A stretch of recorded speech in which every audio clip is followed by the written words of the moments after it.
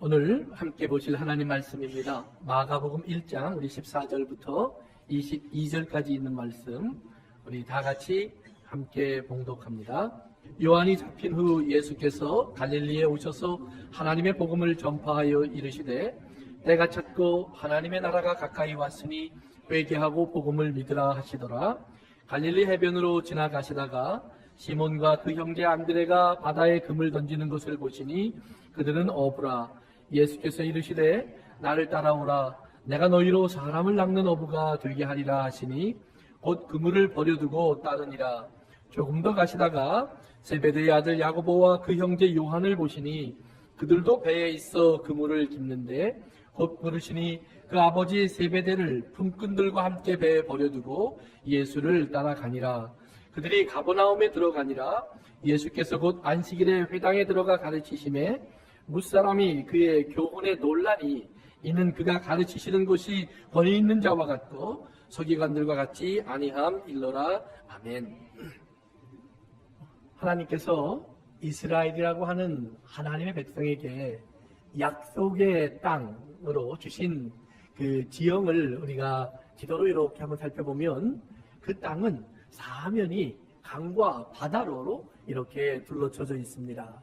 마치 우리나라가 동해, 남해, 서해 그리고 저 북쪽 경계는 두만강, 압록강처럼 이렇게 물로 둘러싸여 있는 것처럼 가나안 땅도 서쪽은 지중해라고 하는 큰 바다가 있고 남쪽은 홍해라고 하는 바다가 있습니다. 그리고 동쪽에는 사해와 갈릴리 호수가 있고 그리고 사해와 갈릴리 호수 사이로는 요단강이라는 강이 흐릅니다. 그리고 북쪽으로 올라가면 유브라데스 강과 디그리스 강이라고 하는 큰 두 개의 강이 또 흘러서 북쪽 경계를 만들고 있습니다. 그래서 이 약속의 땅은 이렇게 강으로 또 바다로 빙 둘러쳐져 있는 마치 섬 같은 모습입니다. 그래서 성경을 보면 이스라엘 사람들에게 하나님 말씀하실 때 항상 바다는 그러기 때문에 주로 이방인의 세계를 말합니다. 그리고 약속의 땅, 그 언약의 땅은 바로 하나님이 주신 이스라엘에게 주신 기업의 땅을 말합니다. 그래서 이스라엘 사람들은 주로 바다 그러면 이방인의 땅, 어두움의 세상, 죄악의 꽃 이렇게 이해를 하고 땅 그러면 하나님의 은혜와 약속과 꿈과 희망이 있는 곳을 그렇게 상징하게 됩니다.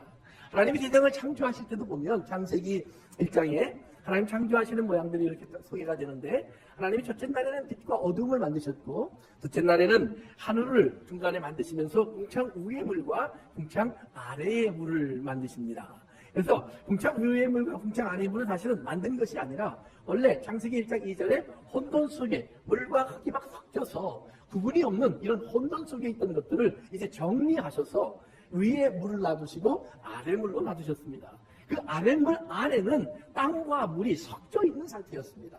그런데 이제 셋째 날이 되니까 하나님께서 그 아랫물, 땅과 그 다음에 흙이 물이 섞여서 막 진흙불과 같은 그런 땅을, 그런 세상을 하나님이 물은 물러나고 그리고 땅은 솟아올라서 이제 지형을 갖추게 합니다. 그래서 물은 바다가 되게 하시고 한쪽으로 몰려서 그 다음에 경계선을 정해서 물이 함부로 땅으로 넘어 들어오지 못하게 하십니다. 그리고 땅을 만들어서 거기에 모든 식물들이 자라게 하시고 열매 맺는 나무들이 크게 하셔서 바로 사람들이 이제 만들어지면 그 사람들이 살 수 있는 좋은 환경을 준비하십니다. 그래서 이거 여러분들이 이제 다섯째 날로 가보시면 하나님께서 그 다섯째 날 이 땅에 공중에 하나님이 이제 위의 물과 아래의 물을 나누시면서 공중이라고 하는 궁창이 생겼는데 그 공중에 난 새들이 날아다니게 하시고 그리고 그 바닷속에는 이제 많은 물고기들과 그리고 특별한 말이 하나가 나옵니다. 커다란 바다 짐승이 있게 하셨다 그럽니다. 그래서 커다란 바다 짐승이라는 말이 히브리어로 타닌이라는 말입니다. 타닌. 근데 이 말이 이사야서나 에스겔서나 시편이나 이런 데 가면 그 똑같은 단어를 뭐로 번역을 하냐면 용이라고 번역을 합니다. 용이라고 하는 것은 우리가 아는 것처럼 사단을 상징하는 겁니다. 그래서 이사야서 같은 데 보면은 그 용과 옛 뱀이 같이 나오기도 합니다. 그러니까 바다는 어떤 곳이냐?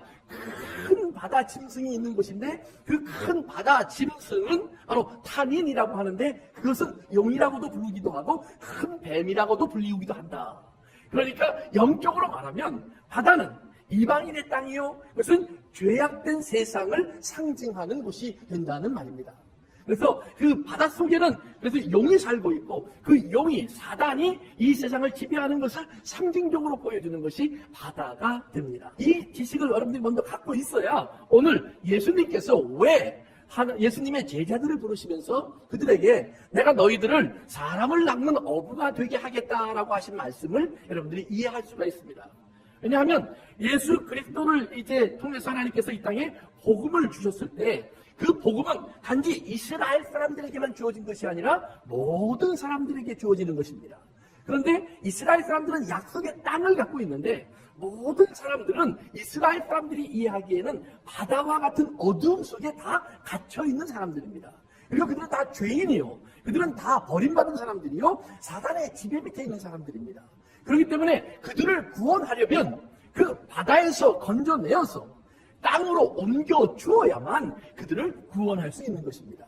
그래서 하나님께서 예수님을 통하여서 이 땅에 하나님의 복음을 전파하시면서 예수님의 입을 통해서 회개하라라는 복음을 전하십니다. 복음을 믿으라고 하십니다. 그리고 나서 예수님은 이제 온 세상에 다니면서 모든 사람들에게 복음을 전할 제자들을 불러 모으시면서 그들에게 이제부터 내가 너희들을 어부가 되게 하겠다 이렇게 말씀하시는 것입니다. 오늘 여러분과 저도 그 어부의 그물에 걸려서 이렇게 하나님의 나라로 옮겨져 있는 사람인 줄로 믿으시기를 바랍니다. 그래서 이스라엘 사람들이 애굽에서 나올 때 보면 상징적인 일이 하나 일어납니다. 그래서 이스라엘 사람들이 애굽에 머물렀다가 하나님의 이제 은혜로 말미암아 유월절을 지나고 이제 모세의 인도를 따라 애굽에서 나오기 위해서 길을 떠났습니다.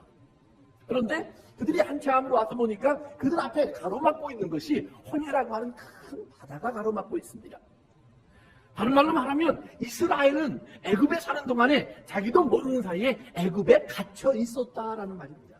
그런데 그 애굽에 갇혀 있는 이스라엘을 하나님께서 구원하시기 위해서 하시는 일이 뭐냐 하면 그들을 막고 있는 바다, 그들을 덮고 있는 바다를 쫙 갈르시고 이스라엘 사람들로 하여금 그 바다를 지나가게 하시는데 성경에 보면 이스라엘 사람들이 그 바다를 지날 때 밤새도록 동쪽에서부터 바람이 불어와서 물을 다 물러가게 하시고 그 다음에 그 바닥을 물이 꽉 차 있었으니까 얼마나 질퍽거렸겠습니까? 그런데 그 바닥이 다 마른 땅이 되게 하셔서 이스라엘 사람들이 그 땅을 건너가게 하셨다 그럽니다. 거기에 보면 참 신기한 일이 몇 가지가 일어납니다. 첫째는 이스라엘 사람들이 하나님께서 건너가게 하기 위해서 바람을 불어오게 하시는데 바람이 동쪽에서부터 불어옵니다. 여러분이 이제 지도를 한번 생각해 보시면 이스라엘의 위치와 그리고 애굽의 위치를 이렇게 살펴보시면 애굽은 이스라엘의 서쪽에 있습니다. 그러니까 이스라엘 사람들이 애굽에서 나와서 가나안 땅으로 가려면 동쪽으로 가야 됩니다. 홍해 바다가 이렇게 가로막혀 있는 것도 동쪽을 막고 있는 겁니다. 그런데 가려고 하니까 이 바다에 막혀서 갈 수 없어요. 그런데 바람이 불어와서 갈라놓는데 바람이 동쪽에서부터 불어옵니다. 그러면 생각해 보세요. 바다를 가를 정도의 바람이면 얼마나 센 바람이었을까요? 얼마나 센 바람이었을까요? 어마어마한 바람이었을 겁니다. 토네이도 못지않게 훨씬 더 강한 바람이었을 겁니다. 그런데 그 바람을 이스라엘 사람들이 마주보면서 가는 거예요. 그 바람을 뚫고 지나갈 수 있을까요? 오클라호마에 제가 살 때요. 오클라호마는 가끔 토네이도라는 것이 옵니다. 한번 아주 큰 토네이도가 집에서 아주 가까운 곳으로 그렇게 치고 지나갔던 적이 있어요. 그때 이제 제 아내는 하이웨이에 있었고 길이 꽉 막혀서 차 안에서 꼼짝을 못하고 저와 아이들은 집에 있었고 뭐 나갈 수도 없고 다 막혀 있었습니다. 그런데 그 중간을 저희 집과 제 아내가 있는 그 중간을 토네이도가 이렇게 쓸고 지나갔어요. 근데 그때 보면 자동차가 날아가고 집이 빨려 올라갑니다. 어마어마한 바람이에요. 바다를 가를 정도의 바람은 아마 그것보다 더 셌을 거예요. 그런데 놀라운 사실은 그 바람이 밤새도록 불었는데 이스라엘은 밤새도록 그 바람을 뚫고 지나갔다. 바꿔 말하면 하나님의 특별한 방패가 되어주시는 하나님의 은혜가 없으면 이스라엘은 물 지나갈 수 없는 거예요. 바람을 하나님이 다 열어주시는 겁니다. 그런데 뒤에 보면 애굽의 군대가 말을 타고 마차를 타고 같이 쫓아 들어옵니다. 그러니까 하나님이 그들을 구름 기둥과 불 기둥 사이에 가두고 바람이 막 불어닥치게 하시니까 이들이 마차가 뒤집어지고 말이 날아가고 거기에서 꼼짝을 못하고 갇혀 있다가 나중에 물에 다 맞아 죽게 됩니다.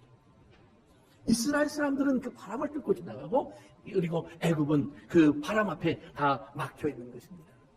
두 번째로 보면 그 물이 다 물러가서 건너가야 될 길이 마른 땅이 되었다.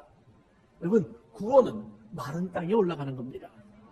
구원은 물에 있는 것이 아니에요. 그러니까 홍해 바다라고 하는 그 바다가 가로가 막혀 있는데 거기에서 물에 빠지거나 물을 넘어가지 못하면 죽는 겁니다. 그런데 하나님이 열어주시니까 이스라엘 사람들 마른 땅을 걸어가요. 놀라운 기적입니다. 그런데 마른 땅에 들어가면 여러분들이 기억하셔야 될 것이 있어요. 마른 땅이라는 말은 광야라는 말입니다. 광야에 들어가면 이 애굽에 있는 물 말고 다른 물이 필요합니다. 땅에 있는 물이 아니고 하늘에 있는 물이 필요합니다. 하나님께서 내려주시는 이슬과 같은 물이 필요하고 하나님께서 내려주시는 샘물과 같은 물이 필요하고 하나님께서 내려주시는 반석 같은 물이 필요합니다. 그러니까 마른 땅으로 지나갔다라는 말은 뭐냐면 하나님께서 이스라엘 사람들에게 이제 바다라고 하는 그들을 막고 있는 죄악의 울타리에서 그들을 건져내어 주신다는 말입니다. 그들을 지배하고 있는 그 애굽의 왕 바로의 손에서 이스라엘을 건져내십니다. 그래서 에스겔이라고 하는 하나님의 선지자는 뭐라고 얘기를 했냐면 애굽의 왕 바로를 향해서 너 바로야, 너는 너의 주변에 있는 큰 강들 속에 숨어져 있는 큰 악어다 그래요. 큰 악어다. 근데 그 말이 뭐냐면 큰 악어가 탄닌 바로 큰 바다 짐승이다. 그러니까 바로야, 너는 마치 사단과 같은 역할을 했다. 하나님의 백성들을 붙잡아서 노예로 만들고 그들을 죄 속에서 가두어 놓았던 그의 모든 행동들은 사단의 역사다라는 말이에요. 그러니까 오늘도 우리 주 예수 그리스도 안에서 우리가 구원받은 하나님의 사람들이 죄악이라고 하는 이 어두움의 세상 속에서 나오지 못하고 사단에게 여전히 지배받아 우리의 생각이나 우리의 언어나 우리의 삶이 마귀에게 지배받는 삶을 살고 있다면 우리는 여전히 홍해바다를 건너지 못한 이스라엘과 다를 바가 없는 거예요. 이 세상을 지배하는 사단이 큰 악어, 무시무시한 존재입니다. 사람이 도저히 감당할 수 없는 존재입니다. 그러나 우리가 기억해야 될 것은 너희가 환난을 만나나 담대하라, 내가 세상을 이기었노라. 우리 주 예수 그리스도의 승리가 이미 여러분에게 주어져 있다는 사실을 믿으셔야 합니다. 우리 주 예수 그리스도로 말미암아 우리를 묶고 있는 이 사단의 올무가 끊어졌을 뿐만 아니라 우리가 도저히 나올 수 없었던 큰 바다, 헤엄쳐서도 건널 수 없고 배를 타고도 지나갈 수 없던 그 바다, 그 바다를 우리가 지나가려고 하면 바다가 풍랑을 쳐서 우리를 삼켜버리는 그런 바다라는 말입니다. 그런데 그런 바다를 우리 주 예수 그리스도께서 잠잠하라 명령하시는 거예요. 왜? 내 백성이 지나가야 하니까. 바람이 우리를 막고 있는데 성경은 뭐라고 얘기하냐면 주님의 말씀 한마디가 있으니까 바람을 뚫고 이 하나님의 백성들의 배가 건너편에 이르렀더라 말씀하시는 것처럼 우리는 물에 빠지는 사람들이 아니라 건너가 승리하는 자가 될 것을 믿으시기를 바랍니다. 그래서 베드로라고 하는 하나님의 제자가, 예수님의 제자가 풍랑이라는 바닷속에서 너무 두렵고 무서워서 우리가 죽을 것 같다 하다가 예수님께서 바다 위를 걸어서 그들에게 다가오십니다. 바다 위를 걸어 다가오시니까 예수님을 보자마자 베드로가 하는 말이 있어요. 예수님, 우리로 하여금 나도 예수님처럼 바다 위로 걸어가게 하십시오. 이 풍랑에 빠지지 않고 승리하게 하십시오. 그러니까 예수님이 베드로야, 넌 내게로 오너라 그래요. 베드로가 과감하게 물 위로 걸었습니다. 한 발, 두 발 걸었습니다. 성경은 뭐라고 얘기하냐면 베드로가 물 위를 걸었다. 그런데 갑자기 파도가 확 치니까 저가 두려워하여 빠져들어가더라고요. 여러분, 사단은 우리가 물 위를 걸어가는데 그냥 가만히 구경하지 않는다는 말이에요. 두려움으로 우리를 역사한다는 말이에요. 한번 상상해 보세요. 바다가 갈라져서 이스라엘이 마른 땅을 보았습니다. 들어가려고 하니까 양쪽으로 물이 벽처럼 서 있습니다. 얼마나 무서웠을까요? 얼마나 두려웠을까요? 그 물고기들이 사방에 보이고요. 그 푸른 물이, 바닷물이 철렁철렁이고 있습니다. 마치 파도가 당장이라도 넘어올 것처럼 그들을 치고 있다는 말입니다. 그런데 경계를 정하신 하나님의 말씀을 넘어오지 못한다는 말이에요. 오늘 사단이 아무리 우는 사자와 같이 우리를 삼키려고 할지라도 하나님께서 정하신 경계를 넘어오지 못한다는 사실을 기억하셔야 돼요. 철로역경이라고 하는 기독교의 유명한 고전이 있습니다. 성경만큼이나 많은 기독교인들이 읽고 있는 그러한 기독교의 소설입니다. 근데 거기 보면 거기에 주인공이 되는 그 주인공이 길을 걸어가는데 한 번은 양쪽에 무서운 짐승들이 저를 삼키려고 길 양편에 앉아 있습니다. 사람들이 다 두려워서 못 가고요. 그 길을 지나가야만 하나님의 나라를 들어가는데 다 두려워 떨고 있어요. 그런데 이 사람이 앞으로 척척척척 걸어갑니다. 사람들이 물어봅니다. 두렵지 않습니까? 안 두렵습니다. 왜요? 보니까 그 짐승들의 목에 다 쇠사슬이 묶여 있어요. 하나님께서 그들이 위협은 될 수 있을지 몰라도 그 길까지는 들어오지 못하게 했어요. 내가 좌우나 우로나 치우치지 아니하고 우리 주님의 길을 똑바로만 걸어가면 저 사단을 상징하는 저 짐승들은 절대로 길 위에 있는 나를 삼킬 수가 없다는 말입니다. 오늘 여러분의 신앙도 그런 믿음을 이어받을 수 있기를 바랍니다. 우리를 두렵게 하고 무섭게 하는 것들이 가끔 풍랑처럼 우리의 인생 속에 철썩하고 다가온다는 말입니다. 분명히 하나님이 갈라놓으셨는데 분명히 주님의 구원을 내가 경험했는데 나도 모르는 사이에 의심과 두려움과 염려와 걱정이 나를 휘어잡았어. 나를 다시 저 바닷속에 있는 큰 짐승의 지배받고 있을 때 그 두려움의 시간으로 나를 다시 끌고 간다는 말입니다. 끌려가는 사람들의 공통점은 항상 육체입니다. 우리들의 육체의 편안과 육체의 배부름과 육체의 안녕과 육체의 쉼을 사모하는 사람들, 육체의 쾌락과 육체의 즐거움을 쫓아가던 사람들, 그들은 종종 신앙생활을 하다가 그런 것들을 상실하게 되기 시작하면 우리는 하나님을 의심하고 사랑을 의심하고 주님의 은혜를 우리는 의심하면서 두 믿음이 흔들려 빠져 들어갈 수밖에 없는 사람이 되곤 한다라는 말입니다. 성도 여러분, 그 빠져들어가던 베드로를 붙잡아주신 주님이 이렇게 말씀하셨습니다. 베드로야, 왜 의심하였느냐? 베드로야, 왜 두려워하였느냐? 사랑하는 성도 여러분, 우리들의 신앙생활 속에서도 오늘 우리도 모르는 사이에 저 늪과 같은 그 깊은 어둠 속으로, 어둠의 바다 속으로 우리를 끌어당기고 있는 사단의 이 괴략을 여러분이 꼭 알고 있기를 바랍니다. 저는 나를 두렵게 합니다. 저는 나를 의심하게 합니다. 저는 나를 곤고케 합니다. 저는 나를 방황하게 합니다. 저는 내 눈에 주님이 안 보이게 하고 내 귀에 주의 음성이 들리지 않게 합니다. 그런데 그 보이지 않는 주님, 만질 수 없는 주님의 음성이 내 안에서 내 영혼을 붙잡고 내 귀에 들려주고 내 마음의 문을 두드린다는 사실도 또한 기억하시기를 바랍니다. 풍랑이 얼마나 셌고 바람이 얼마나 셌겠습니까? 그런데 베드로의 귀에 예수님의 음성이 분명히 들리는 것처럼 우리 주님의 음성은 어떤 상황과 어떤 환경 속에서도 반드시 하나님의 사랑하는 자의 기준을 찾아오실 것을 믿으셔야 합니다.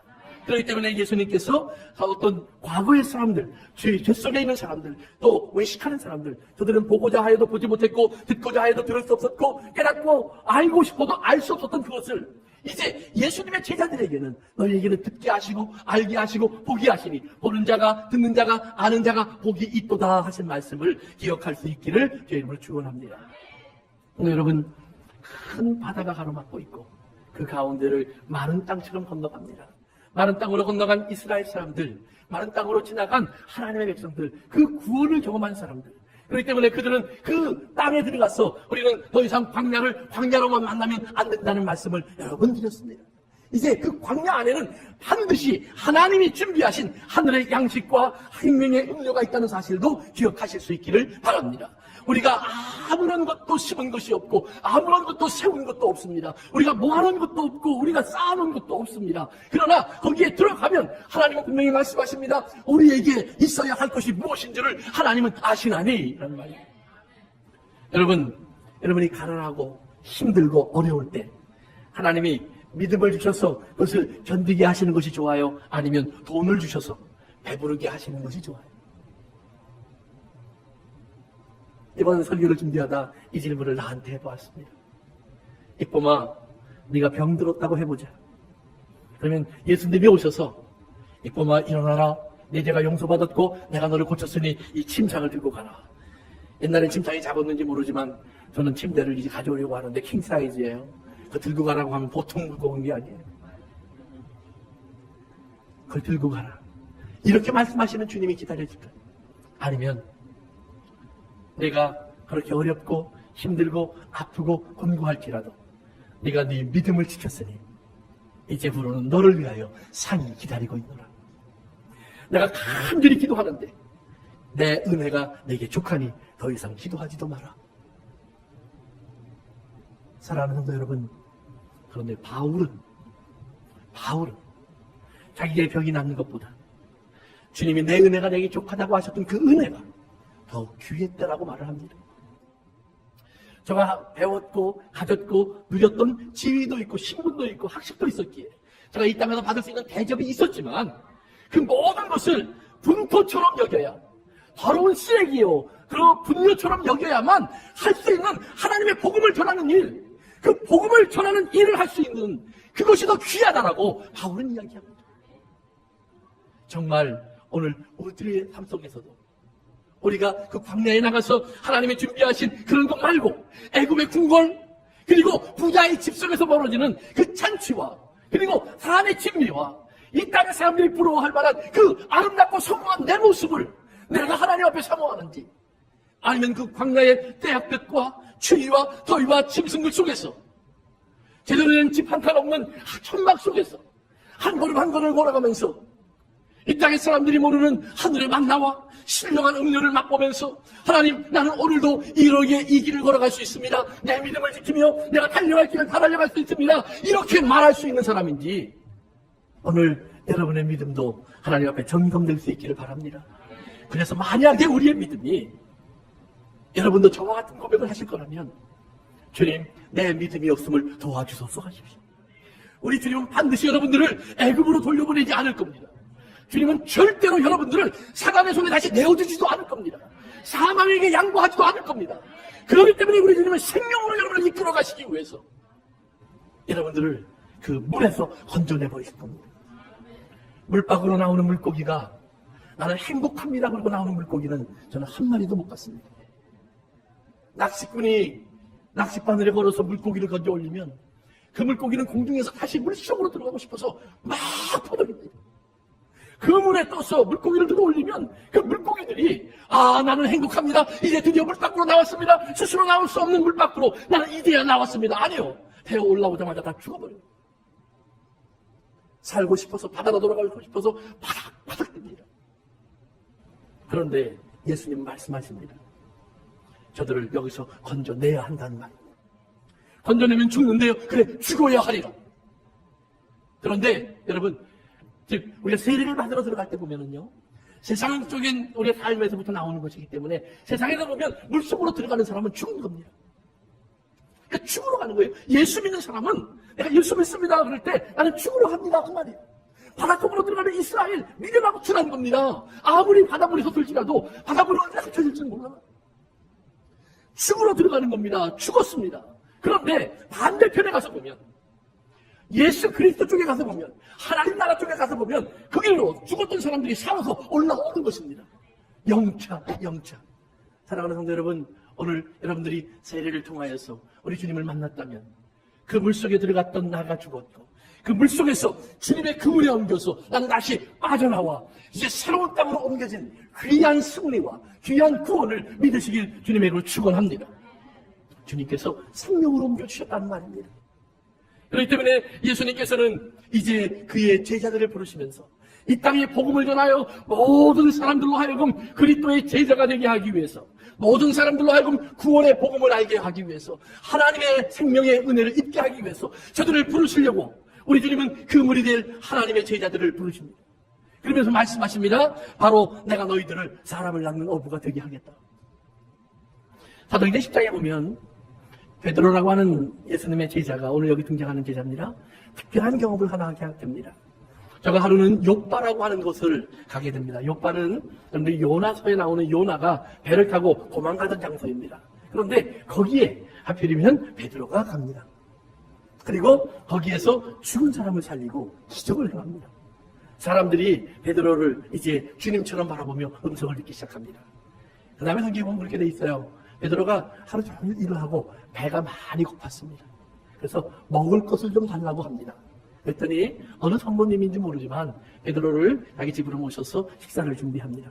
식사가 준비되는 동안 베드로는 집으로 올라가서 성경에 보면 저가 기도했다라고 되어 있습니다.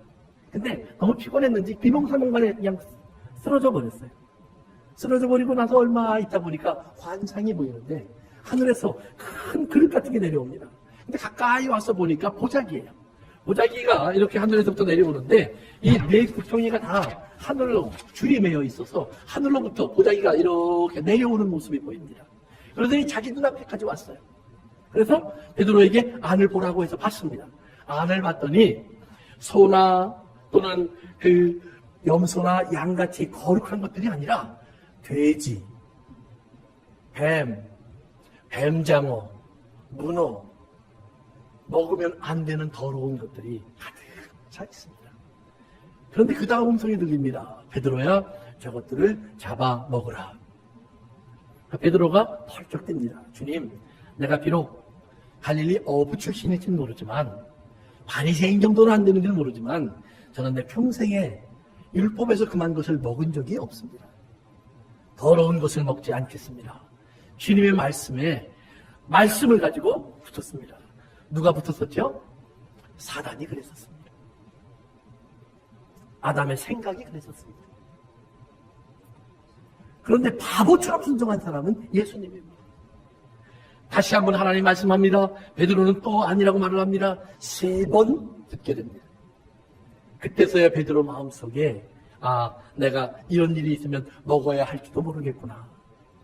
그리고 나서 눈을 떴는데 보니까 문 밖에 두드리는 소리가 납니다.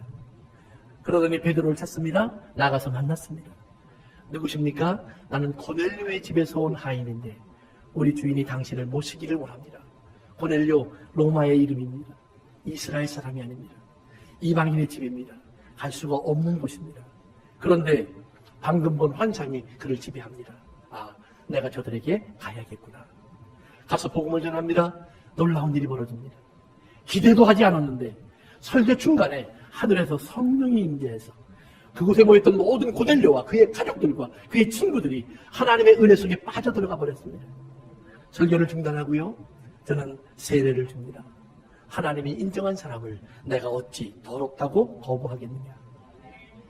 사랑하는 성도 여러분, 그 하늘에서 내려온 내 구덩이를 하늘에 메어놓은 그것이 바로 그물의 모양입니다. 그물의 모양입니다. 그리고 그 그물을 하나님이 하늘로부터 이렇게 내려서 베드로도 모르는 사이에 이미 이방인의 바닷속에 집어넣다가 건져 올린 겁니다. 거기에 보니까 온갖 이방인들이 다 들어와 있었다는 말입니다. 베드로의 눈에는 가치 없는 사람들, 저 바닷속에서 죽어야 될 더러운 사람들, 온갖 죄인들이 여기에 가득 차 있다는 말입니다. 주님이 말씀하십니다. 저들은 거룩한 사람들이라, 저들이 너의 양식이라, 저들이 너의 멸류관이라. 베드로가 말을 합니다. 아닙니다. 주님, 저건 더럽습니다. 성경은 이렇게 얘기합니다. 하나님이 거룩하고 깨끗하다고 했으면 깨끗한 거야. 왜 돼지가 더럽습니까? 소보다 더럽게 자랐어요? 우리가 생각하는 것처럼 똥통에서 자랐어요? 아니요. 소보다 깨끗하게 자라는 돼지가 얼마나 많습니까? 유럽에 가보면 들판에 돼지를 풀어놓고 돼지를 키우는 사람들도 얼마나 많은지 모릅니다. 양을 키우듯이, 소를 키우듯이 키웁니다. 더 더러울 것 하나도 없습니다. 여러분, 돼지 똥 밟으면 더럽고 소똥 밟으면 기분 좋아요? 아니잖아요. 개똥을 받으면 재수가 없고, 여러분, 염소똥 밟으니까 이건 동글동글한 게 진주처럼 생겨서 마음에 드세요? 아니에요. 똥은 똥이에요. 그것을 구분하신 것은 하나님의 말씀일 뿐이에요. 하나님께서 더럽다고 하셔서 더러워진 것이고, 이제 하나님 깨끗하다고 하니 깨끗한 거예요. 오늘 우리가 우리의 죄를 용서받는 것도 똑같은 원리입니다. 내가 죄가 없는 사람이 되어서가 아니라 그 죄를 씻으신 하나님이 이젠 되었다라는 말입니다. 어린아이들 목욕을 시켜보신 분들은 알 거예요. 개중에는 좋아할 때도 있지만 아이들이 대부분 어느 정도 크면 목욕하는 걸 안 좋아합니다. 그러면 엄마와 아이의 씨름이 시작돼요. 물에서 나오려고 하는 아이와 비누칠을 거부하는 아이와, 그리고 그 비누칠을 해서라도 깨끗이 씻으려는 엄마의 싸움이 시작됩니다. 그런데 항상 누가 이겨요? 엄마가 이겨요. 그래서 엄마가 돌보는 아이는 깨끗해요. 사랑하는 성도 여러분, 우리의 기준으로 닦아내는 것이 아니라는 말입니다. 하나님의 사랑이 예수 그리스도의 보혈을 통해서 우리를 씻어내는 줄로 믿으시길 주님의 이름으로 축원합니다. 그렇기 때문에 성경에서 이제 우리가 이 세상이라는 바다에서 하나님의 약속의 땅으로 옮겨지는 모습을 예수 그리스도의 십자가를 통해서 우리에게 잘 알려주고 있습니다. 근데 예수 그리스도의 십자가는 뭐냐면 하늘로부터 내려온 하나님의 은혜의 보자기예요. 하나님의 은혜의 보자기인데 그 은혜의 보자기가 과거에는 하나님과 우리를 막고 있어요. 성소의 휘장이 덮여 있었다는 말입니다. 한번 얘기 드렸던 것처럼 성소의 휘장은 적당한 이런 언급이 아닙니다. 적어도 한 뼘 이상의 두께예요. 길이가 22m 정도 돼요. 여기서부터 시작해서 친교실 한 중간쯤 간다는 말이에요. 높이가 여러분 11m가 넘어요. 저기 주차장에서부터 우리 교회 지붕을 바라보시면 그 정도 높이가 한 11m 가까이 될 거예요. 그래서 휘장을 한번 청소하거나 차로 달려면 300명이 달려들어서 한 구덩이씩을 듭니다. 그래야 겨우 떨어뜨리지 않고 옮길 수 있을 정도의 무게예요. 네 구덩이에 말 4마리를 매달고요. 말을 채찍질해도 찢어지지 않는 것이 휘장입니다. 휘장을 만들 때 실 24가닥을 꽈서 한 줄을 만들고 그 줄 72개를 붙잡아서 한 밧줄을 만들어서 그거를 엮어서 만드는 것이 휘장이에요. 이렇게 휘장 하나를 따려면 자그만치 1700가닥의 실이 들어가요. 1700가닥의 실을 모아서 그거를 꽈았다는 말이에요. 이거는 끊어지지 않아요. 사람이 끊을 수가 없는 거예요. 그런데 예수님이 십자가에 못 박히실 때 휘장이 찢어져 버렸어요. 홍해 바다가 갈라지듯이 하나님의 전으로 들어갈 수 있는 마른 길이 생겼어요. 우리가 지나갈 수 있는 마른 길이 생겼어요. 세상 사람들은 들어올 수 없는데 거기는 들어와 보면 죽음인데 아니 그걸 건너가도 그 메마른 땅에서 다 말라 죽어야 하는데 하나님의 사람들이 그곳으로 지나갈 때 보면 우리 주님의 보혈의 은혜와 그 보혈로 약속된 하나님의 성령의 생수가 우리의 발걸음을 인도하시면서 우리의 목마름을 죽여주시고 우리의 배고픔을 해결해 주시면서 우리가 그 마른 땅을 지나 하나님의 은혜의 나라로 들어가게 하실 줄로 믿습니다. 하나님의 나라라고 하는 하나님의 뜻이 이루어진 거룩한 세계 그 안에 들어와서 하나님의 사랑을 맛볼 수 있는 내가 너를 사랑하고 내가 너를 인정하고 내가 너를 아끼노라는 말을 하시는 하나님의 귀한 음성이 들려지는 그곳으로 우리가 인도해 가시는 그 길이 열린 것을 믿으셔야 한다는 말입니다. 예수님께서 말씀하십니다. 예수님이 이 땅에 오셨을 때 베드로라고 하는 예수님의 제자와 그의 형제 안드레 그리고 야고보와 요한 네 사람은 갈릴리에서 물고기를 잡던 사람들입니다. 예수님이 하루는 지나가시다가 그들이 물고기를 잡고 밤새도록 잡고 돌아온 아침에 그들을 만나십니다. 재미있는 것은 주로 어부들은 밤에 나가서 물고기를 잡습니다. 왜냐하면 낮엔 특별히 이스라엘이 너무 뜨거워서 물고기들이 깊이 들어가요. 그래서 그나마 밤이 되면 좀 시원하니까 위로 올라오고 먹이도 많으니까 위로 올라와서 먹이 활동을 합니다. 그래서 그때 그물을 던져서 잡아요. 근데 그때 던지는 그물을 보면 그냥 우리가 생각하는 이런 크다란 그물이 아니라 그냥 어깨에 멜 수 있을 정도의 그물입니다. 보통. 그래서 이걸 이렇게 던지면 휙 해서 옷자락에 펼치듯 쫙 퍼져갖고 물에 툭 떨어진 다음에 이게 그냥 쑥 내려가면서 그 밑에 있는 거는 뭐든지 잡아버리는 거예요. 그래서 그물을 끌어올리는 겁니다. 그래서 투망이라고 합니다. 근데 이런 투망을 던져서 물고기를 잡는데 밤새도록 잡았는데 그날은 한 마리도 못 잡아요. 밤새도록. 그런데 주님이 그날 아침 새벽에 일찍 그들을 만나서 이제 배를 다시 타고 그 다음에는 저 깊은 데로 가자고 합니다. 그러니까 아니 가뜩이나 물고기가 이제 태양이 뜨면 저 깊은 데로 들어가는데 이 투망 던져봐야 그죠? 그 깊이까지 들어가기 힘든 투망인데 깊은 데로 가자고 하신 주님의 말씀을 듣고 베드로가 그렇게 대답을 합니다. 내가 밤새도록 수고하였지만 한 마리도 못 잡았습니다. 이 말은 뭐냐면 내가 아는 지식과 노력과 수고는 다 했습니다라는 말입니다. 그런데 주님은 목수고 나는 어부인데 주님의 말을 듣는다는 것은 말이 안 되죠. 그렇지만 내가 주님의 말씀에 순종하겠습니다. 왠지 아십니까?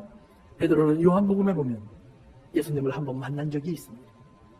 자기의 형제 안드레가 사도 세례 요한의 제자였다가 세례 요한으로부터 예수님을 소개받고 예수님을 만나면 쫓아와서 자기의 형 시몬을 데리고 예수님을 만났던 적이 있습니다. 그때 예수님이 베드로를 보자마자 시몬아 이제 내 이름을 개바 베드로로 바꿔주는 거예요. 지금까지 네가 듣는 자라는 시몬이라는 이름을 갖고 있었는데 이제부터 반석 베드로라는 이름으로 불리울 거야. 그래서 하나님의 반석, 우리라는 반석, 보호의 반석, 구원의 반석이 될 거야. 언약의 반석이 될 거야. 이렇게 베드로를 예수님은 특별히 칭해주십니다. 그리고 베드로와 예수님은 어떤 연유인지 헤어졌습니다. 베드로를 예수님이 다시 만났을 때 베드로가 예수님에게 쉽게 순종하는 모습 중에 하나는 그런 이유도 있을 겁니다. 예수님을 배에 태웠고 바다 가운데로 나갔습니다. 그리고 예수님이 그물을 던지라고 하니까 그것도 왼편이 아니라 우편에 던지라고 합니다. 말씀을 듣고 순종해서 던집니다. 그리고 깜짝 놀랄 일이 벌어집니다. 엄청난 물고기가 잡혔는데 얼마나 많이 잡혔는지 배가 가라앉기 시작합니다. 그 앞에서 베드로가 고백을 합니다. 주님, 나를 떠나소서. 그때 베드로를 향해서 주님이 오늘 본문의 말씀을 다시 한번 하십니다. 베드로야, 이제 너는 사람을 낚는 어부가 되리라. 너는 사람을 취하리라. 그물을 던져서 사람을 건져내면 산 사람이 나옵니다. 죽은 사람이 나오지 않아요. 물고기를 잡을 때도 그물을 던져서 잡는 걸 보면 그것은 죽은 생선을 꺼내는 것이 아니라 산 생선을 꺼냅니다. 꺼낸 다음엔 죽을지언정 산 생선을 꺼냅니다. 그래서 취하리라라는 말이 산채로 잡으리라라는 뜻이에요. 그래서 베드로가 예수님의 음성을 듣고 예수님을 따르기 시작하는 겁니다. 거기에 보면 놀라운 비밀이 숨어 있습니다. 밤과 바다, 사단의 세상 속에서 베드로는 자기가 육체의 업으로 살았을 때는 그 모든 것이 헛되도다라는 말입니다. 물고기를 잡아서 먹고 살았습니다. 가족을 부양했습니다. 자기의 생계를 책임졌습니다. 훌륭한 사람이었습니다. 그렇지만 그것은 영적으로 볼 때에는 아무 의미가 없다는 말입니다. 하나님의 말씀에 순종하여 살아가기 시작하면 우리가 물고기를 잡을 수도 있고 물고기를 놓을 수도 있습니다. 헛된 일을 하는 것처럼 보일 수도 있고 또 많은 수확을 거두는 것처럼 우리가 보여질 수도 있습니다. 그러나 중요한 것은 우리의 인생의 목표는 물고기가 아니다라는 말입니다. 우리가 이 땅을 살아가는 인생의 목표는 이 땅에서 내가 대통령이 되고 내가 회장이 되고 내가 부자가 되고 내가 박사가 되는 것이 인생의 목표가 아니다라는 말입니다. 오늘 우리 한 사람 한 사람은 하늘로부터 내려온 하나님의 동아줄에 묶여있는 구원받은 사람이라면 이 동아줄에 묶여있는 하나님의 은혜의 보자기가 되어야 한다는 사실을 기억하시기를 바랍니다. 예수님께서 우리 한 사람 한 사람의 삶을 그렇게 바꾸셨다는 말입니다. 그래서 우리에게는 이 땅의 사람들이 볼 수 없는 새로운 옷이 한 번씩 다 있습니다. 그것을 성경은 우리에게 주신 하나님의 거룩한 옷, 흰옷이라고 말을 합니다. 정결한 옷입니다. 새 사람이라는 옷입니다. 이 새 사람이라는 옷을 가지고 우리가 이것을 그물처럼 던지는 것입니다. 구약에 보면 룻이라고 하는 한 하나님의 사람의 이야기가 소개된 성경이 있습니다. 룻기에 보면 그 룻이 이방 사람이었는데 어머니를 따라서 저가 이스라엘 땅 베들레헴으로 돌아옵니다. 그리고는 참 가난해서 거지처럼 생활을 합니다. 그러다가 어느 날 보아스라는 사람이 자기의 집안을 회복시켜줄 수 있는 권리를 갖고 있는 사람인 것을 알고 그 사람을 한밤에 찾아갑니다. 그런데 벌거벗고 들어갑니다. 한밤에 들어갔다는 말은 뭐냐면 저들이 이제 하나님의 은혜를 벗어나 있었다라는 말입니다. 험한 곳에 있었다는 말입니다. 사단의 지배 밑에 있어서 이제 그 집안은 풍지박산이 났습니다. 어떤 희망도 남아있지 않습니다. 기업을 차지할 수 있는 능력도 없습니다. 회복할 방법도 없습니다. 그저 떨어지는 부스러기나 먹는 거지의 생활이 계속되고 있습니다. 그런데 듣도 보도 못한 한 소식이 들립니다. 하나님의 법에는 회복의 법이 있습니다. 회복의 법. 내 돈을 가지고 회복하는 것 아니고요. 내 능력을 가지고 하는 것 아닙니다. 내 능력과 내 재능과 내 수고가 다 헛된 것이 되어서 내가 누군가의 종이 되었고 내가 누군가의 저주 속에 빠져들어갔을 때 이 가난과 어려움 속에서 벗어날 수 없는 사람이 되었을 때 나를 위하여 자기의 가장 소중한 것을 포기하고 자기의 거룩한 것을 내어주는 그 회복의 법이 하나님 안에는 준비되어 있다라는 말입니다. 롯은 고해를 배우자마자 어머니의 말을 따라서 그 밤에 벌거벗습니다. 성도 여러분, 벌거벗은 모습을 에덴 동산에서는 처음에 이렇게 말을 합니다. 아담과 하와가 벌거벗었으나 부끄러워하지 아니하더라. 그런데 범죄하고 나서 성경은 말합니다. 저들이 부끄러워 스스로 옷을 만들어 자신을 숨겼더라. 성도 여러분, 은혜 안에 들어가면 벌거벗을 수 있습니다. 왜냐하면 은혜는 나를 부끄럽다고 말하지 않습니다. 보아스가 룻을 향해서 현숙한 여자야 라고 불러줍니다. 벌거벗고 잠자는 남자의 침상으로 들어온 여자가 어떻게 현숙합니까? 그러나 거기에 있는 하나님의 회복을 믿는, 하나님의 구원을 믿는 믿음의 모습이 있었다는 말입니다. 자기의 더러움과 자격 없음, 이방 여자였다는 자기의 사실을 감추지 않는 것입니다. 그러나 하나님의 은혜는 내게 도품으로 준비되어 있다는 사실을 깨닫는 것입니다. 상관이 없던 사람이었는데 자기의 남편이 비록 죽었지만 자기를 신부 만들어 줌으로 말미암아 이제는 과부가 된 자기의 모습일지라도 하나님의 약속과 연결될 수 있는 사람이 되었다라는 말입니다. 사랑하는 성도 여러분, 예수 그리스도 안에서 우리가 죄인 되었을지라도 예수 그리스도가 우리의 신랑 되어주시기 위하여 십자가를 지심으로 말미암아 우리와 예수 그리스도를 통하여 하나님께 연결될 수 있음을 믿으시길 바랍니다. 이 룻은 이 사실을 깨닫자마자 얼마나 감사하고 기뻤는지 지체하지 않았습니다. 그리고 벌거벗고 그 밤에 그 사람의 침상 밑으로 들어갔습니다. 저가 눈을 떠서 누구냐고 물어봅니다. 나는 룻입니다. 불쌍한 여자입니다. 그러나 나에게는 소망이 있습니다. 당신의 옷자락으로 나를 덮으소서. 옷자락으로 덮는다, 그것이 그물을 던진다, 똑같은 말입니다.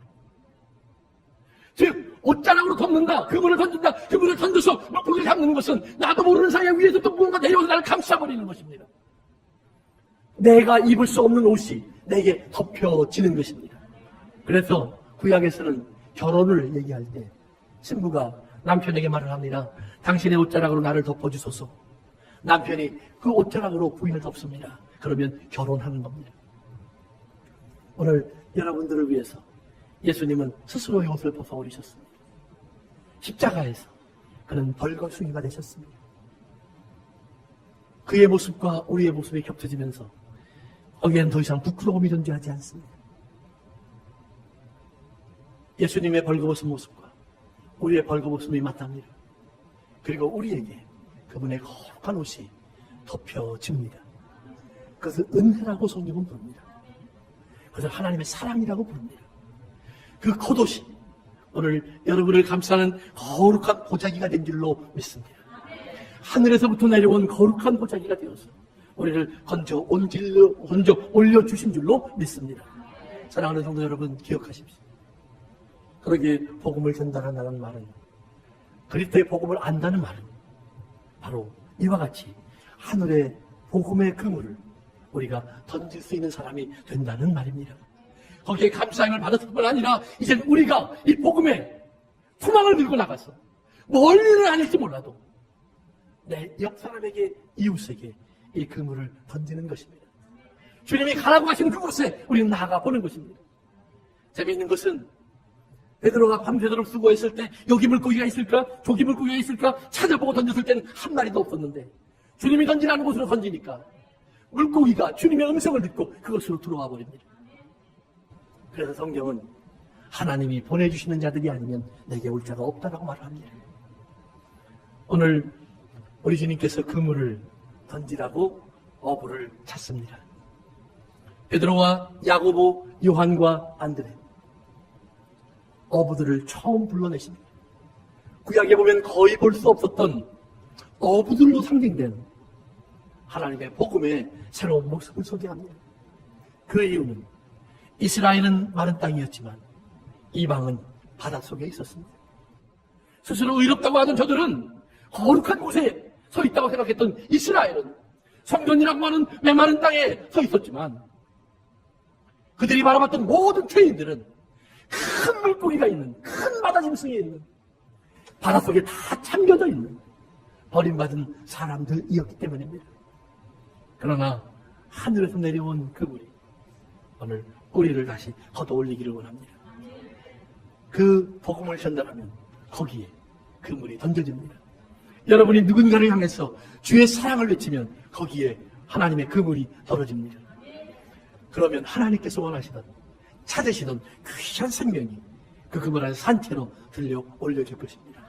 오늘 하나님이 초대하시는 이 거룩한 초대에 응답하시는 저와 여러분들이 될 수 있기를 주의 이름으로 축원합니다. 기도합니다.